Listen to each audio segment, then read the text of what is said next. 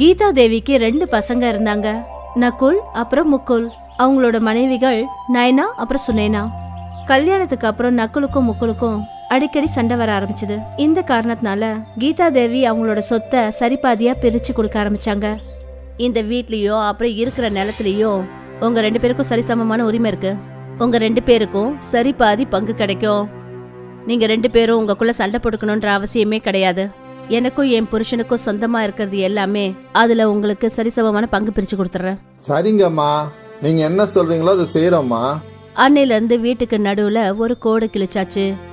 ஒரே வீட்ல 2 அடுப்பு பத்த வச்சாங்க. அப்புறம் 2 இடத்துலயும் தனித்தனியா சமைக்க ஆரம்பிச்சாங்க. அம்மா, இப்ப எல்லாத்தையுமே 2 பாதியா பிரிச்சாச்சு. அப்புறம் இதையும் செஞ்சிடலாமா? ஒரு நாள் நீ எங்க வீட்டுல சாப்பிடுங்க, அப்புறம் ஒரு நாள் அண்ணனோட வீட்டுல சாப்பிடுங்க. அதுவும் சரிதான். அன்னையில இருந்து சீதா தேவி ஒருவேளை சாப்பாடு நக்குலோட சமையல் அறையில சாப்பிடுவாங்க. அப்புறம் அடுத்த நேரத்துக்கான சாப்பாடு முக்குலோட சமையல் அறையில இருந்து. அவங்களோட சொத்துக்களோட சேர்த்து அம்மாவையும் பங்கு பிரிச்சாங்க. அப்புறம் இது எல்லாத்துக்கும் காரணம் நக்குல் அப்புறம் அவனோட மனைவி நயனா. நயனா எப்பவும் நக்குல் கிட்ட ஏதாவது ஒண்ணு போட்டு கொடுத்துக்கிட்டே இருப்பா. உங்க அம்மா சொத்து பிரிக்கும் போது உங்களை விட அதிகமா முகுல் அண்ணனுக்கு பிரிச்சு கொடுத்துட்டாங்க போல இருக்கு. அப்படியெல்லாம் நிச்சயமா இருக்காது. அவங்க எல்லாத்தையுமே சரிசமானமா தான் பிரிச்சு கொடுத்தாங்க. இருக்கலாம், ஆனா ஒண்ணு புரியல. உங்க அண்ணனும் சுனைனாவும் உங்க அம்மாவை நல்லா கவனிச்சுக்கிறாங்க, நல்லா சேவை பண்றாங்க. யாராவது சும்மாவே அவங்க அம்மாவுக்கு சேவை பண்ணுவாங்களா? நீ ஏன் தான் இப்படி இருக்கியோ? முக்குலோட குணமே அதுதான். ஆரம்பத்துல இருந்தே அவனுக்கு அம்மானா ரொம்ப பிடிக்கும். ஆனா சுனைனா மட்டும் ஏன் உங்க அம்மாவுக்கு சேவை செய்யணும்?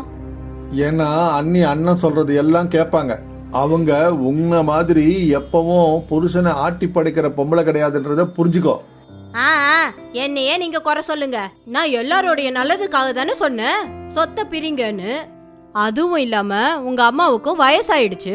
பின்னாடி என்ன ஆகுமோ ஏதாகுமோ யாருக்கு தெரியும்?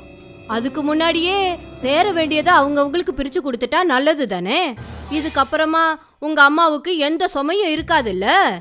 என்ன நடக்கணுமோ அது நடந்துடுச்சுல்ல, அது விட்டுடு. அங்க இன்னொரு பக்கம் முக்குலும் சுனேனாவும் அம்மாவுக்கு சேவை பண்ணிட்டு இருந்தாங்க. அம்மா, இன்னைக்கு உங்களுக்கு பிடிச்ச லட்டு செஞ்சிருக்கேம்மா. அப்படியா? ரொம்ப சந்தோஷம். அம்மா, அப்புறம் வைத்தியர்கிட்ட உங்க இடுப்பு வலியை பத்தி நான் சொல்லியிருக்கேம்மா. அவர் சொன்னாரு, சாயந்தரமா வந்து என்கிட்ட எண்ணெய் வாங்கிட்டு போ, அந்த எண்ணெயை தேய்ச்சி விட்டா இடுப்பு வலி உடனே காணாம போயிடும் சொன்னாரு. நல்லது. நீங்க 2 பேரும் சந்தோஷமா இருக்கணும், எப்பவுமே சந்தோஷமா இருக்கணும். கீதா தேவி முக்குலுக்கும் சுனேனாவுக்கும் ஆசீர்வாதம் பண்ணிட்டு இருந்தாங்க. அப்புறம் இந்த விஷயம் நயனாவுக்கு குத்த ஆரம்பிச்சிடுச்சு. சாயந்தரம் நயனாவோட முறை வரும்போது அப்ப நயனாவும் சாப்பாடோட சேர்த்து இனிப்பு பண்டங்களை செஞ்சா. இந்தாங்கம்மா, உங்களுக்கு ரொம்ப பிடிச்ச பன்னீர் மசாலா, ரொட்டி, ரைத்தா, சாதம், அப்புறம் குலாப் ஜாமுன். அடேங்கப்பா. ஆமா, இன்னைக்கு ஏதாவது விசேஷமா? விசேஷம்லாம் ஒண்ணும் இல்ல, சும்மா செய்யணும்னு ஆசைப்பட்டேன். நீ என்னோட மருமக, உன்னை பத்தி எனக்கு ரொம்ப நல்லா தெரியும். எந்த காரணமும் இல்லாம நீ அவ்வளவு சீக்கிரமா இதெல்லாம் செஞ்சு கொடுக்க மாட்டியே. அட போங்கம்மா, நீங்க வேற. நல்ல விஷயம்தான். எது எப்படியோ நீ இந்த அளவுக்கு பலகாரம் செஞ்சிருக்கியே, அந்த கடவுள் உனக்கு நல்ல புத்தியை கொடுக்கட்டும். 2 பேருக்கும் பண்ண ஆசீர்வாதத்துல நிறைய வித்தியாசம் இருந்தது. அதை கேட்டதும் நைனாவுக்கு இன்னும் கோவம் வந்துடுச்சு. அவ மனசுக்குள்ள எரிஞ்சுக்கிட்டு இருந்தா. கீதா தேவி முக்குலும் சுனைனாவும் எப்பவும் நல்லா இருக்கணும்னு நினைச்சாங்க. அவங்களுக்கு தெரியும், அதாவது இவங்க 2 பேரும் எந்த எதிர்பார்ப்பும் இல்லாம தான் சேவை செய்யறாங்கன்னு. அதுவே நக்குலும் நைனாவும் 2 பேருமே சுயநலக்காரங்க. அவங்க செய்யற ஒவ்வொரு நல்ல காரியத்துக்கும் பின்னாடி ஏதாவது ஒரு எதிர்பார்ப்பு நிச்சயமா இருக்கும். கொஞ்ச நாள் வரைக்கும் எல்லாமே நல்லபடியா தான் நடந்துட்டு இருந்தது. இப்ப கீதா தேவியோட உடல்நிலை சரியில்லாம போயிடுச்சு. இப்ப அவங்களுக்கு ஒரு புது கவலை ஏற்பட்டுடுச்சு. நான் எல்லாத்தையுமே 2 பேருக்கும் பகிர்ந்து கொடுத்துட்டேன். என்கிட்ட இப்ப அந்த மாய குக்கர் மட்டும்தான் இருக்கு. நான் அதை ஒருத்தவங்க கையில மட்டும் கொடுத்தேன்னா அது பெரிய அநியாயமா ஆயிடும். ஆனா அந்த மாய குக்கர் நல்லவங்க கையில அந்த பொருள் இருக்கிறது தான் தகுதியானது. அதனால நான் இதை முக்குல் அப்புறம் சுனைனாவுக்கு தான் தருவேன். இந்த யோசனையில கீதா தேவி அந்த குக்கரை எடுத்துக்கிட்டு சுனைனா கிட்ட போனாங்க. அட, என்னம்மா இது, பித்தளை குக்கரா? நீ பித்தளைன்னு நினைச்சாலும் சரி, இல்ல தங்கம்னு நினைச்சாலும் சரி, அது அவங்களோட நினைப்புக்கு ஏத்த மாதிரி இருக்கும். எனக்கு புரியலம்மா. நானும் இந்த குக்கரை ரொம்ப வருஷத்துக்கு அப்புறம் இப்பதாம்மா பாக்குறேன். நாங்க சின்னதா இருக்கும்போது இதை வாங்குனீங்கல்ல? ஆமா, இதை எங்க அம்மா எனக்கு கொடுத்தாங்க. இது நம்ம பரம்பரை குக்கர். ஆனா இது ஒன்றும் சாதாரண குக்கர் இல்லப்பா கண்ணா, இது ஒரு மாய குக்கர். மாய குக்கரா? இதோட விசேஷம் எனக்கு எப்ப தெரிஞ்சதுன்னா எப்ப நீங்க 2 பேரும் பிறந்தீங்களோ அப்பதான்ப்பா. அப்ப இந்த கிராமம் வறட்சியில இருந்தது. சாப்பிட்றதுக்கு எதுவுமே இல்ல. ஜனங்க பசியில செத்துட்டு இருந்தாங்க. அப்ப நம்மளோட நிலைமை கொஞ்சம் நல்லா இருந்தது. நம்மளால முடிஞ்ச அளவுக்கு ஜனங்களுக்கு உதவி செஞ்சோம். பசியோட இருந்தவங்களுக்கு சாப்பாடு கொடுத்தோம். அதுக்கப்புறம் நம்ம கிட்ட இருந்த அரிசி எல்லாமே கூட முடிஞ்சு போச்சு. ஒரு சமயம் அப்படி ஒரு நிலைமை ஏற்பட்டுடுச்சு. அந்த சமயம் நம்ம கிட்ட கூட சாப்பிட்றதுக்கு எதுவும் இல்லை. அப்பதான் எங்க அம்மா சொன்ன விஷயம் எனக்கு ஞாபகம் வந்தது. அப்புறம் நான் இந்த மாய குக்கரை அடுப்புல வச்சேன். அதுவும் வெறும் தண்ணியை நிறைச்சு. அப்புறம் குக்கர் கிட்ட புலவு கேட்டேன். அப்புறம் அடுத்த கணமே அந்த குக்கர் முழுக்க புலவு நிறைஞ்சிடுச்சு. அந்த சமயம் நாம எல்லாருமே வயிறார சாப்பிட்டோம். அப்புறம் பசியோட இருக்கிறவங்க எல்லாருக்கும் கொடுத்தோம். இந்த கிராமத்து வறட்சி நிலைமை மாறினோன்னு அப்புறம் எல்லாமே பழைய மாதிரி ஆயிடுச்சு. அப்புறம் நான் இந்த குக்கரையும் பத்திரமா எடுத்து வச்சேன். அதுக்கப்புறமா இந்த குக்கருக்கான தேவை ஏற்படலை. அம்மா சொன்னேனா, இப்போ நான் இதை உன்கிட்ட ஒப்படைக்கிறேன். எனக்கு நம்பிக்கை இருக்கு இதை நீ நல்ல முறையில் பயன்படுத்துவேன்னு. சரிங்கம்மா, நிச்சயமா. கீதா தேவி அந்த மாய குக்கரை சுனைனா கையில் கொடுத்தாங்க. அதுக்கப்புறம் கொஞ்ச நாள்லயே அவங்க இறந்துட்டாங்க. சுனைனா அந்த குக்கரை பாதுகாப்பாக வச்சுக்கிட்டா. பல வருஷங்கள் ஆயிடுச்சு. சுனைனாவுக்கு குக்கரோட தேவை அவசியமா படல. அப்புறம் திடீர்னு வேகமா மழை பெய்ய ஆரம்பிச்சிடுச்சு. கிராமத்துல வெள்ளம் நிறைஞ்சிடுச்சு. தொடர்ந்து 3 நாளா மழை பெஞ்சிட்டு இருந்தது. ஜனங்க எல்லாரும் ரொம்ப கவலையா இருந்தாங்க. அக்கா, உங்க வீட்ல ஏதாவது சாப்பிடறதுக்கு இருக்கா?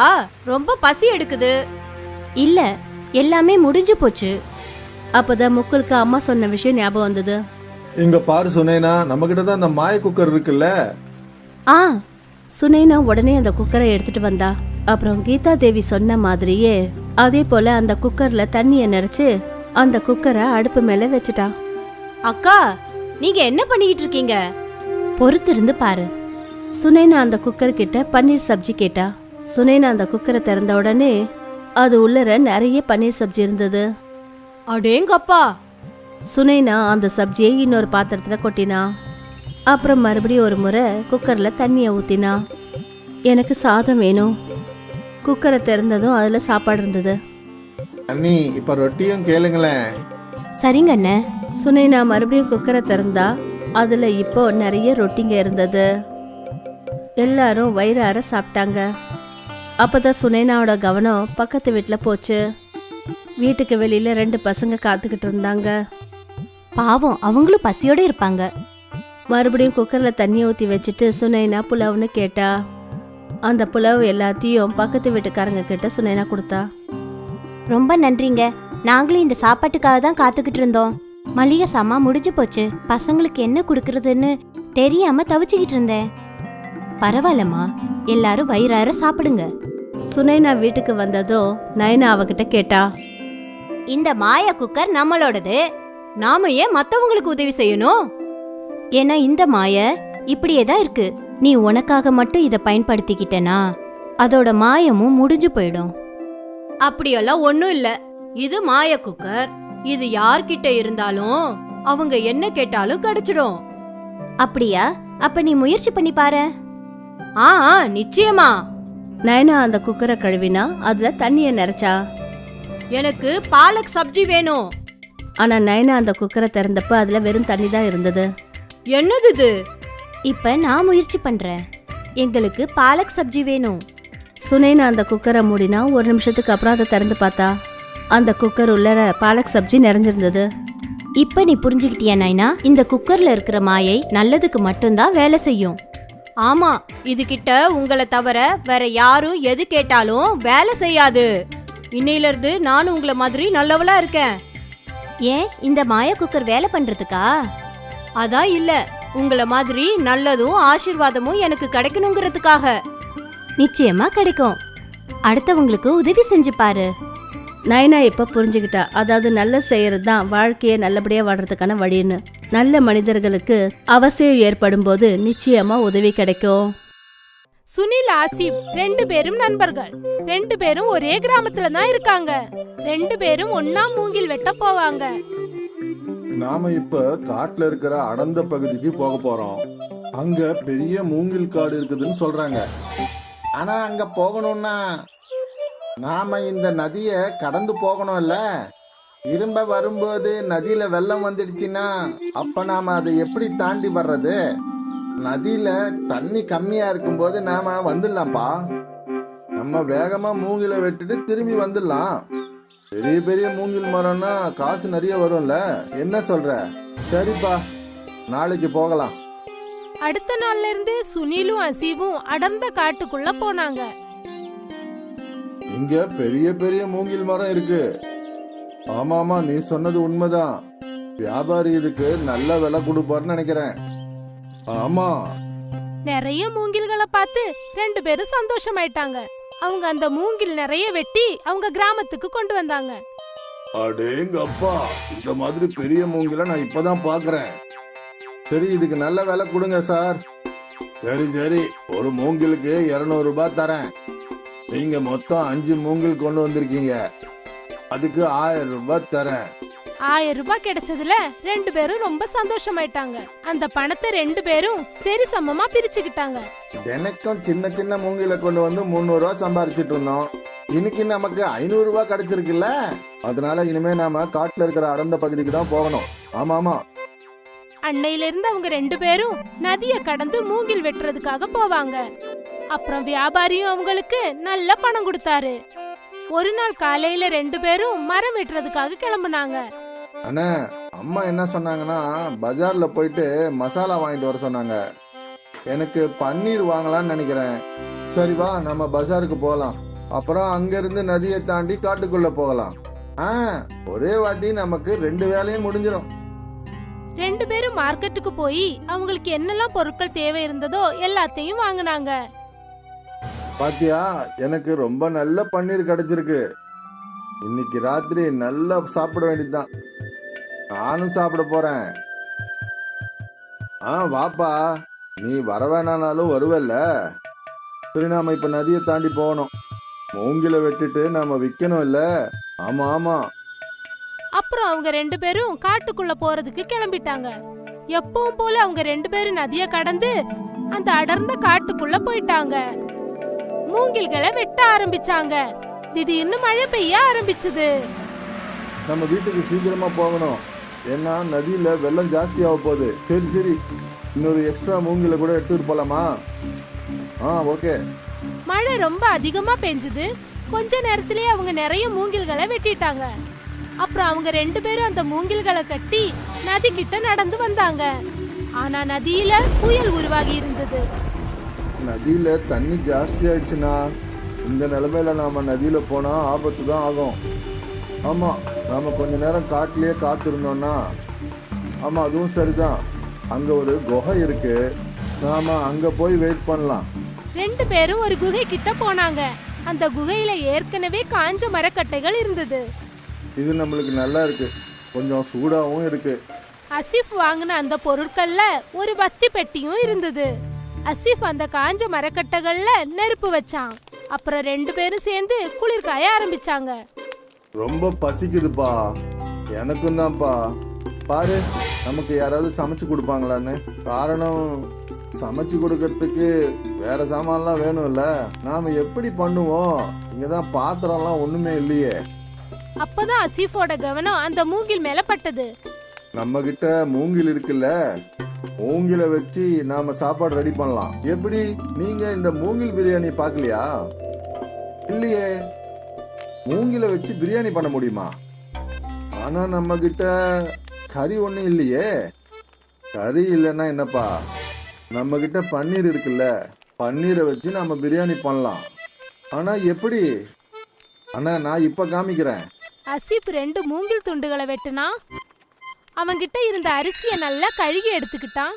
மூங்கில்ல அரிசி, மசாலா, தண்ணி, உப்பு, அப்புறம் பன்னீரும் சேர்த்துக்கிட்டான். அந்த பாம்புவோட இன்னொரு பக்கத்தை அவன் இலைகளை வச்சு மறைச்சு நல்லா டைட்டா மூடி வச்சான். அப்புறம் அது எல்லாத்தையும் நல்லா கலந்து எரிஞ்சுக்கிட்டு இருக்கிற நெருப்பு மேல அவன் அதை வச்சான். இப்ப 15 நிமிஷத்துல நமக்கு பாம்பு பிரியாணி ரெடி ஆயிடும். பார்க்கலாம். அந்த பாம்பு நெருப்புல நல்லா எரிய ஆரம்பிச்சது. அந்த பாம்பு நல்லா எரிஞ்சு முடிஞ்சதுக்கு அப்புறமா நல்ல நறுமணம் அந்த குகை முழுவதும் வீச ஆரம்பிச்சது. பாம்பு பிரியாணி ரெடி ஆயிடுச்சுன்னு நினைக்கிறேன். அசீஃப் அந்த பாம்புவை வெளியே எடுத்தான். அப்புறம் அதை 2 இலைகள் மேல வச்சான். அந்த பாம்பு கொஞ்சம் ஆறுனதுக்கு அப்புறமா அதுல இருந்த பிரியாணி அவன் இலைகள்ல பரிமாறினான். பாக்குறதுக்கு ரொம்ப நல்லா இருக்குப்பா. அதெல்லாம் சரிப்பா, எனக்கு ரொம்ப பசிக்குது, வா அதை சாப்பிடலாம். 2 பேரும் அந்த பிரியாணிய சாப்பிட்டு பார்த்து அவங்க மெய் மறந்து போயிட்டாங்க. அப்புறம் அவங்க 2 பேரும் சந்தோஷமா அந்த பாம்பு பிரியாணிய சாப்பிட்டாங்க. தம்பி, நீ இவ்வளோ எக்ஸ்பர்ட்டா இருக்கிற பேம்பு பிரியாணி பண்றதுல நான் என்ன சொல்றது உனக்கு? ரொம்ப நன்றிண்ணா. நீ பிரியாணியை ரெடி பண்ணி விற்கலான்னு நினைக்கிறேன்ப்பா. நாம கஷ்டப்பட்டு வேலை செய்யறோம், நாம இந்த மாதிரி பேம்பு பிரியாணி தயார் பண்ணி காசு சம்பாதிக்கலாம்ல. உண்மையா அவ சொல்ற? ஆமா, உனக்கு ஓகேன்னா நம்ம 2 பேரும் சேர்ந்து தாபாவை ஸ்டார்ட் பண்ணலாம். ஆஹா, அப்படியே பண்ணலாம். மழை குறைஞ்ச உடனே நதியில தண்ணியும் குறைஞ்சு போயிடுச்சு. அப்புறம் 2 நண்பர்களும் எல்லா மூங்கில்களையும் எடுத்துக்கிட்டு அவங்க வீட்டுக்கு போயிட்டாங்க. ஆனா அன்னைக்கு அவங்க அந்த மூங்கில விக்கல. அடுத்த நாள் அசீஃபும் சுனிலும் கிராமத்தோட நடுவுல அவங்களோட கடைய ஓபன் பண்ணாங்க. கிராமத்து ஜனங்க ஆச்சரியமா பார்த்தாங்க, இவங்க 2 பேரும் சேர்ந்து மூங்கில் வச்சு என்ன பண்றாங்கன்னு. தம்பி, இது என்னப்பா? இது பேம்பு பிரியாணி, பன்னீர் வச்சு செய்யறது. பேம்பு பிரியாணியா? எனக்கு ஒரு பிளேட் தா தம்பி. கிராமத்து ஆளுங்க முதல் தடவையா அந்த பம்பு பிரியாணிய சாப்பிடுறாங்க. ஆசிப் பாய், பிரியாணி சூப்பரா இருக்குதுப்பா. இந்த மாதிரி பிரியாணிய நான் இது வரைக்கும் என் வாழ்க்கையில சாப்பிட்டதே இல்ல. சூப்பர்பா. அசீபோடையும் சுனிலோடையும் அந்த பம்பு பிரியாணி கிராமம் மொத்தம் ஃபேமஸ் ஆயிடுச்சு. கஸ்டமர்ஸ் லைன்ல நின்னு அந்த பம்பு பிரியாணி சாப்பிடறதுக்காக வந்தாங்க. அசீப் சுனிலோட வருமானம் பல மடங்கு அதிகமாச்சு. அப்புறம் என்ன, சுனிலும் அசீபும் மூங்கில்களை வெட்டுறதை விட்டுட்டு பம்பு பிரியாணி செய்ய ஆரம்பிச்சாங்க. அவங்க 2 பேரும் ராத்திரி பகல் பார்க்காம கஷ்டப்பட்டு வேலை செஞ்சாங்க. வெளியூர்ல இருந்தெல்லாம் இத கேள்விப்பட்டு கஸ்டமர்ஸ் அவங்க கடைக்கு வந்தாங்க. அப்புறம் கொஞ்ச நாள்லயே அவங்களோட அந்த பெட்டி கடை ஒரு பெரிய ரெஸ்டாரண்டா மாறிடுச்சு. அவங்க 2 பேரும் பணக்காரங்களாயிட்டாங்க. நான் யோசிக்கவே இல்லப்பா இந்த மாதிரி நமக்கு நடக்கும்னு. நானும் யோசிக்கவே இல்லைண்ணே. அன்னைக்கு வந்த மழையினாலதான் நம்ம வாழ்க்கையே மாறி போயிடுச்சு. ஆமா, அன்னைக்கு மழை வரலன்னா நாம அங்க இருந்திருக்க மாட்டோம். பேம்பு பிரியாணிய நாம அங்க சமைச்சிருக்க மாட்டோம். சரிதானே? இதெல்லாம் முன்னாடியே எழுதி வச்சதுதான் தம்பி. கடவுள் எல்லாருக்கும் முன்னாடியே தலையெழுத்தை எழுதி வச்சிருவாரு. நம்ம கையில ஒண்ணுமே இல்லப்பா, எல்லாமே அவரு செஞ்சதுதான்ப்பா. இதெல்லாம் சரியா சொன்ன. பம்பு பிரியாணி அசீஃபோடையும் சுனிலோடையும் வாழ்க்கையே மாத்திடுச்சு. அவங்க 2 பேருக்கும் வாழ்க்கையோட பெரிய விஷயம் புரிஞ்சிடுச்சு. கஷ்டத்துல இருந்து தான் நமக்கு ஒரு புது வழி பிறக்கும்னு. அப்புறம் யாருக்கு தெரியும் எப்ப யாரோட தலையெழுத்து மாறும்னு. ஷவுகத் மியாவோட ஒரு பிரியாணி கடை இருந்தது. ஜனங்க ரொம்ப ஆர்வமா அவங்க கடை பிரியாணியை சாப்பிடுவாங்க. வாவ் ஷவுகாரண்ணே, பிரியாணி சூப்பரா இருக்கு. நன்றி நன்றி. பிரியாணியோட டேஸ்டும் ரொம்ப நல்லா இருந்தது. அதனால அவங்களுக்கு வருமானமும் நல்லா வந்துட்டு இருந்தது. ஷவுகத் மியா மாசத்துக்கு 20,000 ரூபாய் பணம் தன்னோட அம்மா கையில கொடுத்துருவாரு. இங்க பாருப்பா, இப்போ உனக்கு நல்லபடியா வருமானமும் வந்துகிட்டு இருக்கு. அதனால உனக்கு சீக்கிரத்துல நிக்கா பண்ணலான்னு நினைக்கிறேன். அது மட்டும் இல்லாம நானும் எத்தனை நாளைக்கு தான் இந்த வீட்டையும் இந்த குடும்பத்தையும் நடத்திட்டு இருக்க முடியும் சொல்லு? உனக்கு நிக்கா முடிஞ்சாதான் நதீமுக்கும் நிக்கா பண்ண முடியும். ஐயோ அம்மி, எனக்கு இன்னும் கல்யாண வயசு ஆகல. முதல்ல நீங்க அண்ணனுக்கு நிக்கா பண்ணுங்க. சரி சரி அம்மா, உங்களுக்கு எந்த பொண்ணு பிடிச்சிருக்கோ அந்த பொண்ணு நான் கல்யாணம் பண்ணிக்கிறேன். அப்படி போட அருவால, இதத்தான் நான் எதிர்பார்த்தேன் ஷவுகத்தண்ணே. ஷவுகத்தோட அம்மா அவனுக்காக ஒரு பொண்ணை தேர்ந்தெடுத்தாங்க. சனா. சனா நல்லா படிச்ச பொண்ணு. அப்புறம் அவளுக்கு நல்ல சமைக்கவும் வரும். சில மாசங்களுக்கு அப்புறம் ஷவுகத் அப்புறம் சனாவுக்கு நிக்கா நடந்தது. அப்புறம் சனா வீட்டு வேலைகள் எல்லாத்தையும் பார்த்துக்கிட்டா. கண்ணா, சமையல்ல உன்னோட கைப்பக்கம் இருக்கே, அது ரொம்ப சுவையா இருக்குமா? ஆமா அண்ணி, ஆனா பிரியாணியில எங்க அண்ணன் கைப்பக்கம் யாருக்குமே வராது. அது என்னமோ உண்மைதான். அவர் கையால செஞ்ச பிரியாணி சாப்பிட்டதுக்கு அப்புறம் தானே அது எப்படி இருக்குன்னு என்னால சொல்ல முடியும். அண்ணே, இன்னைக்கு எல்லாருக்கும் பிரியாணி கொண்டு வாங்கப்பா. சரிப்பா, கொண்டு வரேன். ஷவுகத்தோட பிரியாணி ரொம்ப ஃபேமஸா இருந்தது. அவர் எப்பெல்லாம் பிரியாணி செய்யறாரோ பிரியாணியோட வாசனை அக்கம் பக்கம் எல்லாம் சுத்திக்கும். ஜனங்க அதை கவர்ந்து வந்துருவாங்க. என்னப்பா பிரியாணி ரெடி ஆயிடுச்சா? இல்லைங்க அண்ணே, இன்னும் 10 நிமிஷம் ஆகும். சரி சரி, நான் இங்கேயே நிக்கிறேன். கஸ்டமர்ஸ் எல்லாம் ஷவுகத்தோட பிரியாணிக்காக காத்துக்கிட்டு இருப்பாங்க. இது வரைக்கும் எல்லாமே நல்லபடியா தான் போயிட்டு இருந்தது. இந்த அம்சத் மியா தேவையில்லாம உட்காந்துக்கிட்டே நம்ம உழைப்ப சாப்பிடுறாரு. நான் ஏதாவது பண்ணியே ஆகணும். நானும் விலைய குறைச்சிக்கிறேன். ஷவுகத்தும் பிரியாணியோட விலையை குறைச்சி 80 ரூபாவா ஆக்கிட்டாரு. தினமும் நாம இந்த கடையில தான் பிரியாணி சாப்பிடுறோம். வாங்க இன்னைக்கு அந்த புது கடையில போய் பிரியாணி சாப்பிடுவோம். சரி. நிறைய கஸ்டமர்ஸ் புது பிரியாணி டேஸ்ட்டை தேடி அம்சத்தோட கடைக்கு போக ஆரம்பிச்சாங்க. ஆனா அம்சத்தோட கையில ஒரு தனி மாயமே இருந்தது. ஒரு முறை அவருடைய பிரியாணி சாப்பிட்டா போதும், அவங்க அதே கடைக்கு தான் திரும்பி வருவாங்க. நேத்து நான் பிரியாணி சாப்பிட்டேன்ல, அதே கடைக்கு போய் பிரியாணி சாப்பிடுவோம். நிச்சயமா அந்த பிரியாணியை மறக்கவே முடியாது. மெல்ல மெல்ல ஷவுகத்தோட கஸ்டமர் குறைய ஆரம்பிச்சுக்கிட்டே இருந்தாங்க. இந்த மாதிரி கொஞ்ச நாளைக்கு தான் நடக்கும்னு நினைக்கிறேன். அம்சத்தோட கடை புது கடை, அதனால தான் ஜனங்க புது டேஸ்ட்டை தேடி அங்கே போகிறாங்க. கொஞ்ச நாளைக்கு அப்புறமா என்னோட கஸ்டமர் திரும்பி வருவாங்க. ஷவுகத் தனக்கு தானே இது மாதிரி சொல்லி சமாதானப்படுத்திக்கிட்டாரு. ஆனால் அவரோட தொழிலில் அவருக்கு நஷ்டம் ஏற்பட்டுக்கிட்டே இருந்தது. அப்புறம் அவர் வீட்டில் கூட எப்போ பார்த்தாலும் கவலையோடவே இருப்பார். என்னப்பா ஆச்சு ஷவுகத், நீ ஏன் இவ்வளோ கவலையா இருக்க?